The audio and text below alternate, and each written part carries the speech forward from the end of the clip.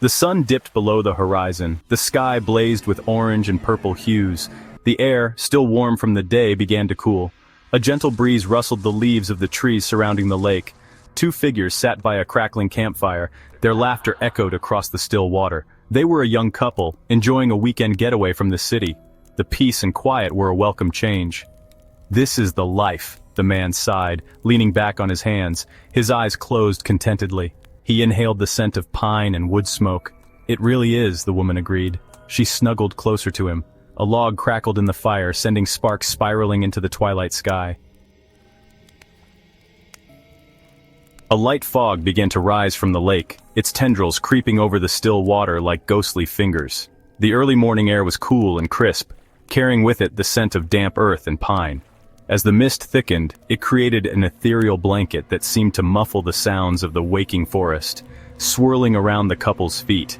They stood at the edge of the lake, their breaths visible in the cold air.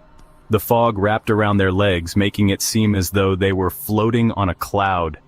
It danced across the surface of the water, creating ripples that distorted the reflection of the sky. The mist moved with a life of its own, shifting and swirling in a mesmerizing dance, obscuring the reflection of the stars. The night sky, once clear and full of twinkling lights, was now hidden behind a veil of mist. It was as if the fog had swallowed the stars, leaving only a faint glow behind. The air grew heavy with moisture. Each breath felt thick and damp, and the chill seemed to seep into their bones. The fog was so dense that it was difficult to see more than a few feet ahead. "Did you feel that?" the woman asked, sitting up. Her voice was barely a whisper, carried away by the mist. She shivered, pulling her coat tighter around her. She looked around, her eyes scanning the thickening fog. Every shadow seemed to move, and every sound was amplified in the eerie silence. The fog played tricks on her mind, making her question what was real. It got cold all of a sudden. The man chuckled, trying to lighten the mood. He rubbed his hands together, trying to ward off the chill. "It's just the fog rolling in." He tried to sound reassuring, but there was a hint of unease in his voice. The fog seemed almost alive, creeping closer and closer. "Don't worry, it's supposed to be clear tomorrow." He smiled, though it didn't reach his eyes. They both knew that the fog had a way of lingering, refusing to be chased away by the sun. He reached for another log, but something caught his eye. A flicker of movement in the mist, just at the edge of his vision, a flicker of movement in the mist. He squinted, trying to make out what it was. The fog shifted, revealing a shadowy figure. There, standing on the water, was a figure. It was almost impossible, but there it was, defying logic and reason. A woman, tall and slender with long, flowing hair. She seemed to glide across the water, her movements graceful and otherworldly. She was too far away to make out any features, but her presence was undeniable. There was something both beautiful and terrifying about her. But her skin seemed to glow with an unnatural pallor. It was as if she was illuminated from within, casting a soft, eerie light that cut through the fog. "What is that?" the woman whispered, clutching the man's arm. Her eyes were wide with fear. The man squinted, his heart pounding in his chest. He couldn't believe what he was seeing. The figure was getting closer, gliding effortlessly over the water. He could hear a faint humming sound like someone singing a mournful tune. "I don't know," he breathed, his voice trembling. He tried to sound brave, but fear gnawed at his insides. He had never believed in ghosts before, but now... The ghostly figure stopped a short distance from the shore. The fog swirled around her feet, making her seem as if she were floating in midair. The humming grew louder, echoing across the water and into their bones. The woman in the fog raised her head. The firelight glinted off something white on her face. A mask? No, it was her face, pale as bone, with hollow black eyes that seemed to stare right through them. The couple sat frozen, paralyzed by fear. The woman in the fog was no more than 20 feet away now. Her white dress billowed around her as if caught in an unseen wind. Her long black hair flowed behind her like seaweed in a current. She opened her mouth, and a cold, raspy voice drifted towards them. "Help me," she whispered, the sound barely audible above the crackling fire. "Help me find him." Section 5. A name from the past. The man found his voice. "Who are you?" he croaked, his voice hoarse with fear. "What do you want?" The woman in the fog tilted her head. "I'm Amelia," she said, her voice echoing across the water. "And I am looking for my love, Thomas." He promised me we would be together forever. The name Thomas sent a chill down the man's spine. He had heard that name before. Local legend spoke of a young couple who drowned in the lake a century ago. Their names were Thomas and Amelia. Section 6. The Tale of Lost Love. The woman in the fog continued, her voice filled with a deep sadness. Thomas and I were to be married, she said, but fate had other plans. He went out on the lake one night and never returned. A storm came, you see. They say his boat capsized. The couple listened, mesmerized by her tale. The fear was still there, but it was slowly being replaced by a strange sense of pity. Amelia's sorrow was palpable, hanging heavy in the air around them. I have searched for him every night since, Amelia continued, her voice cracking with emotion. For 100 years I have wandered this lake hoping to find him, but he is gone, lost to me forever. Section 7. The Truth Revealed. In the quiet of the evening, as the sun dipped below the horizon, the lake shimmered with a serene beauty. The dense forest surrounding it seemed to hold its breath, as if waiting for a secret to be unveiled. Amelia turned her sorrowful gaze on the couple. Her heart ached with a longing that had been buried deep within her for years. The memories of a love lost, a promise unfulfilled, weighed heavily on her soul. Please, she pleaded, her voice barely a whisper. The desperation in her tone was palpable, echoing through the stillness of the forest. She had come so far, holding on to a fragile thread of hope. If you see him, tell him I am waiting. Her eyes scanned the horizon, searching for a sign, any sign that her message would reach him. The lake, with its calm surface, seemed to mirror her patience and unwavering faith. Tell him I still love him. Her voice broke slightly, the weight of her emotions pressing down on her. Each word was a testament to the enduring love she held in her heart, a love that time had not diminished. The man, his heart heavy with sympathy, opened his mouth to speak. He had seen the pain in her eyes, felt the depth of her sorrow, and wanted to offer some comfort, some solace.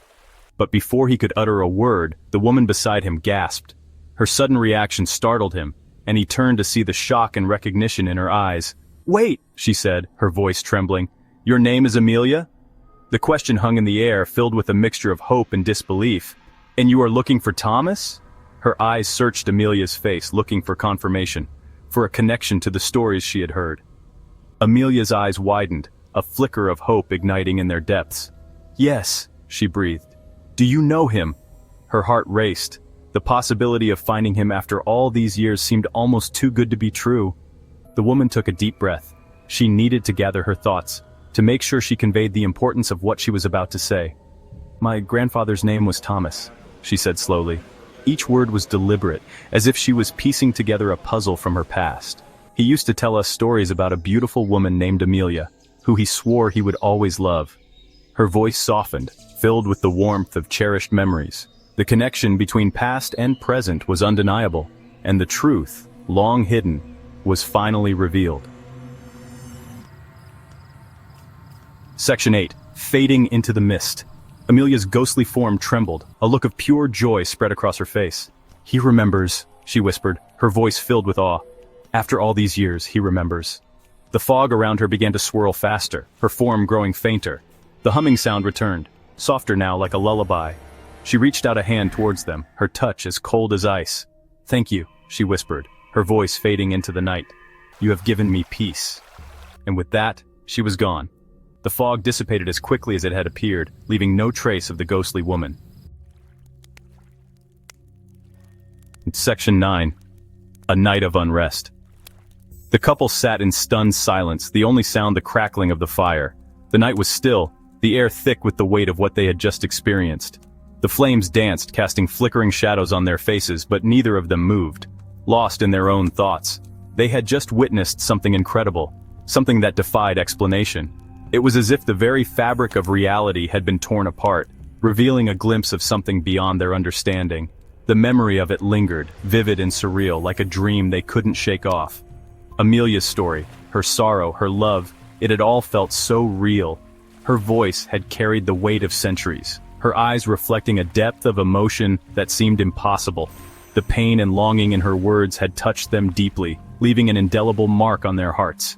The man looked at the woman, his eyes wide with disbelief. He struggled to find the words to express what he was feeling, the sheer magnitude of the experience rendering him speechless. His mind raced, trying to make sense of the impossible. Did that really just happen? He asked, his voice barely a whisper. The question hung in the air, heavy with uncertainty. He needed confirmation, reassurance that he wasn't losing his grip on reality. The woman nodded, her face pale. She too was grappling with the enormity of what they had seen. Her mind replayed the events over and over, each time more unbelievable than the last. I think so, she breathed. Her voice was barely audible, a mere whisper carried away by the night breeze. She felt a strange mix of fear and awe, her heart pounding in her chest. She looked out at the lake, now calm and serene. The water's surface was like glass, reflecting the moonlight in a way that seemed almost magical. It was hard to believe that such a peaceful scene could be the backdrop for something so extraordinary. Do you think she's finally at peace? The question was loaded with hope and uncertainty.